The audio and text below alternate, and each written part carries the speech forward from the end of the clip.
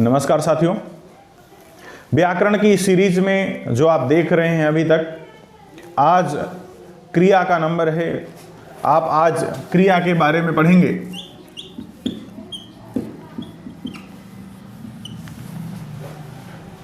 अभी तक आपने हिंदी व्याकरण में अभी तक आप पद देख रहे हैं और पदों में हम आपको संज्ञा, सर्वनाम,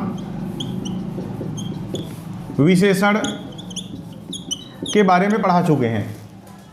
संज्ञा, सर्वनाम और विशेषण के बारे में आपको पढ़ा चुके हैं। अब आप इस वीडियो में क्रिया के बारे में पढ़ेंगे। इस वीडियो के माध्यम से आप क्रिया के बारे में पढ़ेंगे। क्रिया किसे कहते हैं इसको आप देखेंगे। पहले आप एक बार देख लीजिए पद के जो भेद आप पढ़ चुके हैं उनके बारे में कि भेद क्या हैं, संज्ञा किसे कहते हैं या फिर सर्वनाम किसे कहते हैं, विशेषण किसे कहते हैं या फिर क्रिया। तो क्रिया के बारे में तो आज पढ़ेंगे आप, लेकिन संज्ञा, सर्वनाम और विशेषण के बारे में पढ़ चुके हैं। संज्ञा, सर्वनाम और विशेषण के बारे में आप पढ़ चुके हैं। तो आज आप देखिए पहले कि संज्ञा क्या होता है। नाम अगर किसी का हो, चाहे वह व्यक्ति का नाम है, वस्तु का नाम है या स्थान का नाम या फिर भाव का नाम है, अगर वह नाम है तो संज्ञा कहलाएगा। और नाम का उच्चारण ना करके हम नाम के स्थान पर अगर किसी शब्द का प्रयोग कर रहे हैं तो वह सर्वनाम कहलाता है। यानी संज्ञा के स्थान पर किसी का शब्द का प्रयोग अगर आप कर रहे हैं तो सर्वनाम कहलाता है। और इन्हीं दोनों के बारे में अगर कोई विशेषता बतलाता हो, यानी संज्ञा और सर्वनाम के बारे में अगर कोई विशेषता बतलाता है तो विशेषता बतलाने वाले शब्द को विशेषण कहते हैं। जैसे आपने देखा था कि एक शब्द है राम, नाम है एक व्यक्ति का राम। अगर इस राम को हम इस प्रकार लिखें, राम खाना खाता है, तो राम क्या हो जाएगा? राम संज्ञा शब्द हो जाएगा।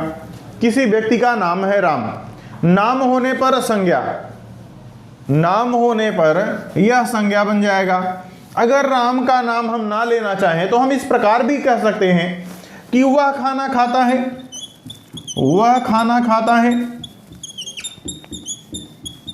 अब यहां पर हम राम शब्द के स्थान पर हम एक शब्द प्रयोग कर रहे हैं, वह है, तो यह राम के स्थान पर प्रयोग किया जाने वाला शब्द है और सर्वनाम हो जाएगा, क्योंकि सर्वनाम संज्ञा के स्थान पर प्रयोग किया जाने वाला शब्द होता है। अगर हम राम के बारे में कोई विशेषता बतलाएं, जैसे राम एक अच्छा लड़का है, जैसे हम इस प्रकार लिखें कि राम एक अच्छा लड़का है,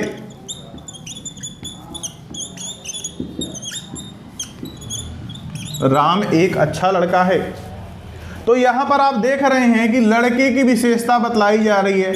लड़का कैसा है? लड़का अच्छा है। लड़के के बारे में कौन सा लड़का है? वो राम को लड़का कहा जा रहा है, राम को लड़का कहा जा रहा है। और लड़के की विशेषता क्या है? अच्छा। यानी यह राम का भी गुण हो गया, राम का गुण हो गया या लड़के का गुण हो गया, दोनों की विशेषता बतला रहा है। राम एक अच्छा लड़का है, तो लड़के की विशेषता कैसी है? लड़के की विशेषता है कि लड़का अच्छा है, और लड़का शब्द राम के लिए प्रयोग किया जा रहा है।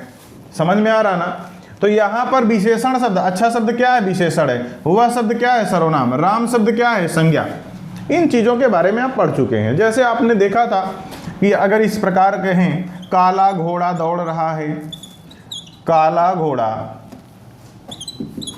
दौड़ रहा है, तो यहाँ पर आप देख रहे हैं कि किसी का नाम है, एक पशु है, उसका नाम है घोड़ा, तो नाम है तो संज्ञा हो जाएगा, नाम है तो संज्ञा हो जाएगा। और इस संज्ञा के बारे में विशेषता बतला रहा है, संज्ञा के रंग के बारे में उल्लेख किया गया है। घोड़े का रंग कैसा है? घोड़े का रंग काला है, यानी यह काला जो विशेषण हो जाएगा। तो इतना अभी तक आप पढ़ चुके हैं। संज्ञा किसे कहते हैं, सर्वनाम किसे कहते हैं और विशेषण किसे कहते हैं। तो आज आप देखिए क्रिया क्या होती है, क्रिया किसे कहते हैं। तो चलिए क्रिया के बारे में पढ़ते हैं। क्रिया क्या है? क्रिया शब्द से पता चल रहा है कुछ काम हो रहा है, क्रिया हो रही है यानी काम हो रहा है, यानी वर्क चल रहा है। क्रिया शब्द अगर आपके सामने कुछ मिल जाए, जैसे जाना क्रिया है, खाना क्रिया है, ऐसे शब्द मिल जाए, क्या पता चल रहा है? ऐसे शब्द जिनसे कार्य का करना या होना पाया जाए, करना या होना पाया जाए, ऐसे शब्द जिनसे कार्य का करना या होना पाया जाए क्रिया कहलाता है। समझ में आ गया? यानी कार्य या तो हो रहा होगा या तो किया जा रहा होगा। तो ऐसे सभी शब्द जिनसे कार्य का करना या होना पाया जा रहा है वही क्रिया कहलाएंगे। जैसे आपने देख लिया, जाना, खाना, रहना, उठना, बैठना, ये सभी शब्द क्या हैं? क्रिया है। क्रिया को आप देख रहे हैं लास्ट में ना लगा हुआ है, तो यहां पर धातु और प्रत्यय के योग से क्रिया बनाई जाती है। जैसे देखिए आप, यहां पर जाना में जा धातु है और ना प्रत्यय है। धातु और प्रत्यय मिलकर क्रिया बनती है तो जाना क्रिया बन जाएगा। ऐसे खाना में खा धातु है और ना प्रत्यय है, बन जाएगा खाना क्रिया। ऐसे यहाँ रहना में देख लीजिए, र धातु है और ना प्रत्यय है, धातु और प्रत्यय से रहना बन गया। उठ धातु है, ना प्रत्यय है, उठना बन गया। बैठ धातु है, ना प्रत्यय है, मिलकर बैठना बन गया। तो यहाँ आप एक चीज देख रहे हैं कि धातु का योग हम ना प्रत्यय के साथ कर देते हैं तो वह क्रिया का रूप धारण कर लेता है। तो यहां आप इस बात को भी समझ सकते हैं, क्रिया के मूल रूप को धातु कहते हैं। क्रिया का मूल रूप को धातु कहते हैं। अगर क्रिया है तो उसके मूल में देखेंगे धातु है, उसमें प्रत्यय लगाकर क्रिया बना लेते हैं। यानी अगर यहां पर धातु आपको मिल गई तो प्रत्यय शब्द जोड़कर इसको क्रिया आप बना सकते हैं। यानी धातु में आप प्रत्यय शब्द जोड़कर क्रिया बना सकते हैं। जैसे जाना, खाना, उठना, रहना, बैठना, ये सभी शब्द क्रिया हो जाएंगे। इसमें सभी धातु शब्द के साथ प्रत्यय शब्द जुड़ा हुआ है। एक बार इसकी परिभाषा फिर से पढ़ लेंगे आप। क्रिया शब्द की परिभाषा क्या होती है? क्रियापद की परिभाषा क्या होती है? ऐसे सभी शब्द जिनसे कार्य का करना या होना पाया जाए क्रिया कहलाएगा। ऐसे सभी शब्द जिनसे कार्य का करना या होना पाया जाए क्रिया कहलाएगा। जैसे जाना, खाना, रहना, उठना, बैठना। अब क्रिया के भेद के बारे में अगर चर्चा की जाए तो क्रिया के दो भेद होते हैं। क्रिया के दो भेद होते हैं, कर्म के अनुसार होते हैं। कर्म के अनुसार क्रिया के दो भेद होते हैं। तो कौन कौन से होते हैं इसको देख लीजिए। दो भेद, एक है सकर्मक, सकर्मक, और दूसरा भेद है अकर्मक, अकर्मक। यहां पहला भेद है सकर्मक और दूसरा भेद है अकर्मक। तो सकर्मक और अकर्मक क्या है, इनमें अंतर क्या है, इनकी परिभाषाएं क्या हैं, इसको विस्तार से देखिए आप।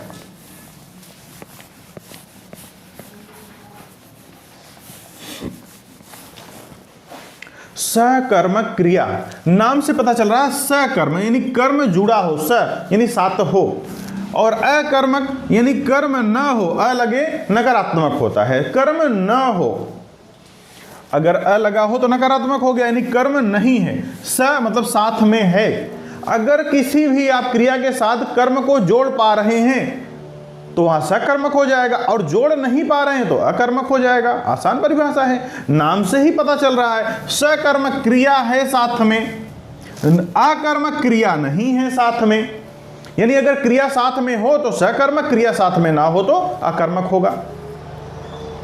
तो यहां पर सकर्मक अकर्मक को आप समझ गए हैं। इसकी परिभाषा इस प्रकार आप दे सकते हैं, यदि क्रिया किसी क्रिया के साथ में कर्म जुड़ा हुआ हो या जुड़ने की संभावना हो, या तो जुड़ा हुआ हो या जुड़ने की संभावना हो, तो सकर्मक क्रिया होती है। यदि जुड़ा न हो और जुड़ने की संभावना भी न हो तो अकर्मक क्रिया होती है। चलिए कुछ वाक्यों के साथ देख लेते हैं। जैसे मोहन आम खाता है, मोहन आम खाता है, मोहन आम खाता है। यहां पर आप देख रहे हैं मोहन क्या है, संज्ञा है। मोहन शब्द क्या है, संज्ञा है। आम शब्द क्या है, संज्ञा है अगर पदों के अनुसार देखें। और खाना क्या है, क्रिया है। खाना क्या है, क्रिया है। अब इसको इस प्रकार देख सकते हैं, खाने का काम कौन कर रहा है? जो करेगा मोहन कर रहा है, जो करेगा उसे कर्ता कहेंगे। कौन सा काम हो रहा है? यहां पर खाने का काम हो रहा है, तो यह हो जाएगी क्रिया। क्या खाया जा रहा है? अब जो भी खाया जा रहा है वह हो गया कर्म। यहां यह कार्य क्रिया किया जा रहा है। अगर हम किसी क्रिया के साथ में क्या शब्द जोड़ दें, क्या से प्रश्न पूछ लें, क्या खाया जा रहा है, तो आप कहेंगे आम खाया जा रहा है। यानी यहां पर कर्म निकल कर आता है आम के रूप में। यहां कर्म निकल कर आता है आम के रूप में। जब इस वाक्य को आप देखते हैं, मोहन आम खाता है, प्रश्न पूछिए मोहन क्या खाता है, तो आंसर देंगे आम। तो आंसर मिल रहा है, उत्तर मिल रहा है। अगर आपको उत्तर मिल गया, क्या उत्तर मिला? आम। यानी कर्म है तभी तो मिला, कर्म है। और जब कर्म रहेगा खाने के साथ में तो हो जाएगा सकर्मक। सकर्मक वाक्य ऐसा भी तो लिखा मिल सकता है, मोहन खाता है, मोहन खाता है, मोहन खाता है। यहां बताया नहीं गया क्या खाता है। अब आप देखिए यहां पर कर्ता तो उपस्थित है, कार्य करने वाला उपस्थित है और क्रिया भी उपस्थित है। यहां कर्ता उपस्थित है वाक्य में और क्रिया भी उपस्थित है। यहां पर क्रिया है तो किस प्रकार की क्रिया हो जाएगी? क्या सकर्मक होगी या अकर्मक होगी? कर्म है इसके साथ में या नहीं है, ये आपको बताना है। तो यहां आपने पहले में देखा था, खाना शब्द था, इसके साथ कर्म जुड़ा हुआ था। कौन सा कर्म था? आम। आम खाने का काम हो रहा है, तो आपने तुरंत बता दिया सर आम तो है, कर्म है। अगर आम कर्म है तो यहां पर सकर्मक क्रिया हो जाएगी, यानी खाने के साथ आम शब्द जुड़ा, यानी कर्म जुड़ा है। अगर कर्म जुड़ा हुआ होता है तो सकर्मक क्रिया होती है। लेकिन ऐसा भी तो वाक्य हो सकता है, मोहन खाता है, यहां दिया नहीं है कर्म और पूछ रहा है कि खाने के साथ खाना जो है सकर्मक क्रिया है कि अकर्मक क्रिया है। तो आप तब भी प्रश्न करेंगे मोहन क्या खाता है, उत्तर लाने की कोशिश करिए।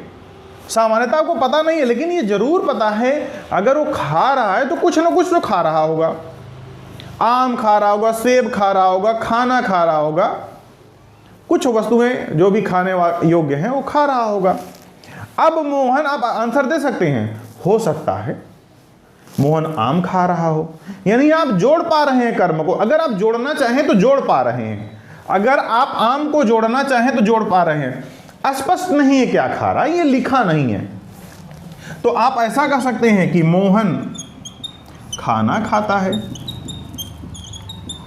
खाना की जगह आप कुछ भी लिख सकते हैं जो मोहन खा रहा होगा, यानी आप कोई शब्द जोड़ने में सफल हुए, जोड़ पा रहे हैं। क्या खा रहा है इसका उत्तर मिल पा रहा है। इस वाक्य को आप यहां, इस वाक्य में आप कर्म जोड़कर उत्तर लाने की कोशिश कर रहे हैं। अगर आपको उत्तर मिल जा रहा है तभी वो सकर्मक क्रिया होगी। यानी आप इस प्रकार इसकी परिभाषा कर सकते हैं कि उत्तर मिल जाए या मिलने की संभावना है। यहां तो मिला नहीं था, संभावना थी, कुछ ना कुछ हम जोड़ सकते थे, हमने यहां खाना जोड़ दिया। तो सकर्मक क्रिया की परिभाषा इस प्रकार है कि यदि क्रिया में, यदि क्रिया के साथ है कर्म जुड़ा हुआ हो या क्रिया के साथ कर्म जुड़ा होने की संभावना हो, क्रिया के साथ कर्म जुड़ा होने की संभावना, यानी कर्म अगर हो तो सकर्मक हो जाएगा। कर्म नहीं है तो आप देखेंगे क्या संभावना है जुड़ने की, क्या जोड़ सकते हैं उसके साथ में। अगर जोड़ सकते हैं तो सकर्मक हो जाएगा। यानी क्रिया के साथ में, क्रिया के साथ में कर्म जुड़ा हुआ है तब भी सकर्मक, और कर्म जुड़ा होने की संभावना है यानी हम जोड़ सकते हैं तब भी सकर्मक क्रिया होगा। अब आप सकर्मक क्रिया समझ चुके होंगे। जैसे जैसे आप देख रहे हैं पहनना, पहनना, पहनना शब्द है।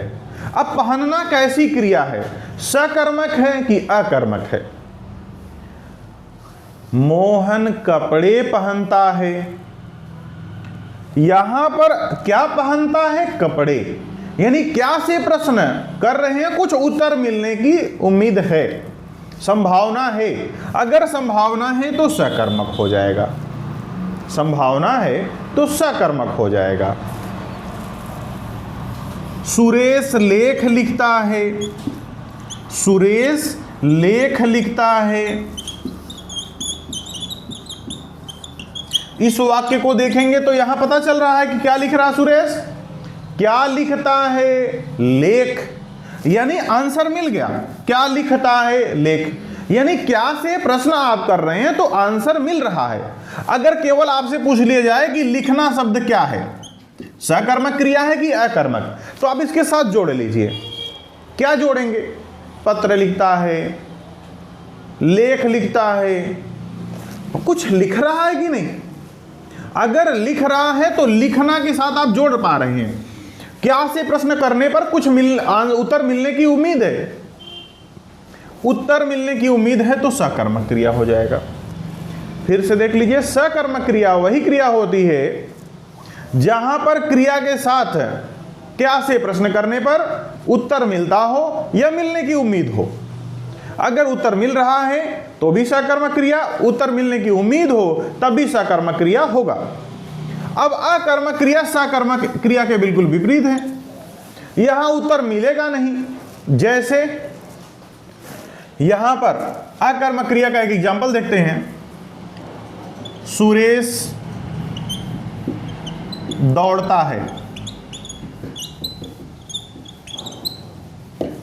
सुरेश क्या दौड़ता है, प्रश्न करो अपने आप से, सुरेश क्या दौड़ता है। अब कुछ उत्तर मिल रहा है क्या, कोई चांस नहीं है उत्तर मिलने का। अगर चांस नहीं है तो आप क्या कहेंगे, अकर्मक क्रिया है। चिड़िया उड़ती है, आप ऐसा कर सकते हो, चिड़िया उड़ती है, चिड़िया उड़ती है। चिड़िया क्या उड़ती है, पता नहीं, उड़ती है तो बस उड़ती है। चिड़िया क्या उड़ती है, अभी प्रश्न ही नहीं समझ में आ रहा है कि क्या उत्तर दें इसका। क्या उड़ती, बस चिड़िया उड़ती है, उत्तर नहीं मिल रहा है आपको। अगर उत्तर नहीं मिल रहा है तो अकर्मक। सोना, सुरेश सोता है, क्या सोता है, सुरेश क्या सोता, बस सोता है। उसके साथ आप कुछ जोड़ नहीं पा रहे हैं, उसके साथ आप जोड़ नहीं पा रहे हैं। मोहन स्नान करता है, मोहन क्या स्नान करता है, स्नान करना, मोहन क्या स्नान करता है। अब यहां पता नहीं चल रहा स्नान करता, बस इतना मालूम है स्नान करता है। तो जब उत्तर न मिले, उत्तर मिलने का कोई चांस ना हो, संभावना ना हो, वाक्य में दिया भी ना हो, तो वहां पर आप कहेंगे कि अकर्मक क्रिया है। यानी अगर क्रिया के साथ में क्या से प्रश्न आप करते हैं, उत्तर मिल रहा हो तो सकर्मक क्रिया, और उत्तर न मिल रहा हो तो अकर्मक क्रिया। सकर्मक क्रिया में उत्तर मिलने की संभावना रहती है और अकर्मक क्रिया में उत्तर मिलने की संभावना भी नहीं रहती है। तो ये क्रिया के कर्म के अनुसार भेद हो गए। क्रिया के दो भेद हैं, ये कर्म के अनुसार क्रिया के भेद हो गए। तो आपने अभी तक देखा सकर्मक और अकर्मक क्रिया। तो अब आप देख लीजिए कि क्रिया के कुछ अन्य भेद भी होते हैं, जैसे नाम धातु क्रिया क्या होती है, संयुक्त क्रिया क्या होती है, और प्रेरणार्थक क्रिया क्या होती है। इनके बारे में भी आप एक बार देख लें, क्योंकि इनसे भी प्रश्न बन जाता है एग्जाम में। तो एक होता है नाम धातु क्रिया, नाम धातु क्रिया, इसके बाद होता है संयुक्त क्रिया, संयुक्त क्रिया, और इसके बाद है प्रेरणार्थक क्रिया, प्रेरणार्थक क्रिया।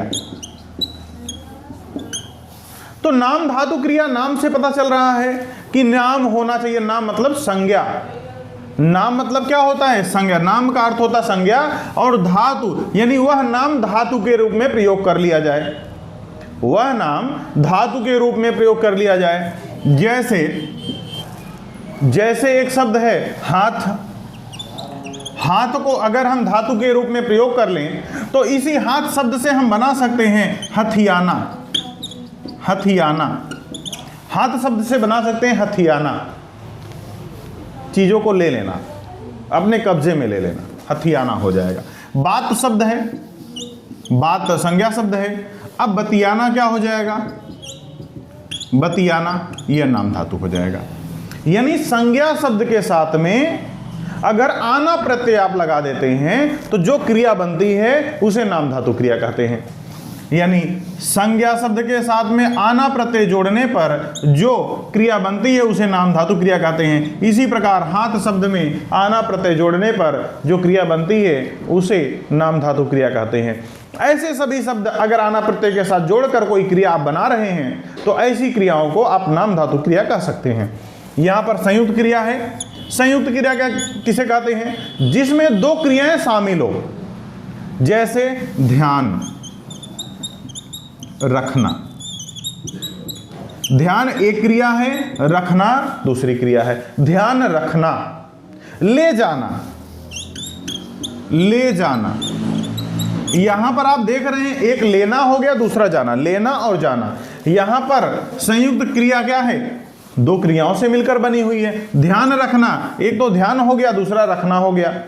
यानी जब ऐसी क्रियाएं जब दो या दो से अधिक क्रिया मिलकर कोई क्रिया बनाती हैं तो संयुक्त क्रिया कहलाती है। संयुक्त क्रिया में मूलतः दो क्रियाएं आपस में मिलती हैं और एक तीसरी क्रिया का निर्माण करती हैं। जैसे लेना अलग है, जाना अलग है, दोनों मिलाएंगे तो क्या हो जाएगा? ले जाना। यहां पर ले जाना क्या हो जाएगा? संयुक्त क्रिया हो जाएगा। जैसे ध्यान अलग, रखना अलग है, दोनों को मिला देंगे ध्यान रखना, और इस ध्यान रखने को क्या बोलेंगे? संयुक्त क्रिया। अब प्रेरणार्थक क्रिया क्या होती है इसको देख लीजिए।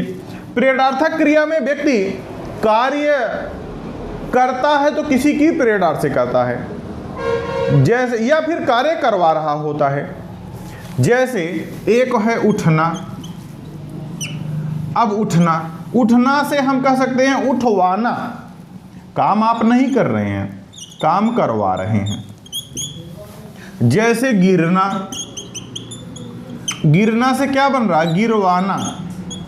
आप गिरा नहीं रहे हैं, आप गिरवा रहे हैं। यानी अगर कोई ऐसी क्रिया है जो प्रेरणा से बनता है, जो जहां पर व्यक्ति कार्य ना करके काम करवा रहा होता है, तो वह प्रेरणार्थक क्रिया कहलाती है। जैसे उठना से उठवाना, गिरना से गिरवाना। तो इस प्रकार तीन अन्य क्रियाएं भी आप पढ़ते हैं, एक नाम धातु क्रिया, संयुक्त क्रिया और प्रेरणार्थक क्रिया। लेकिन क्रिया के जो मुख्य भेदों की बात की जाए तो क्रिया के दो मुख्य भेद ही हैं, सकर्मक और अकर्मक क्रियाएं।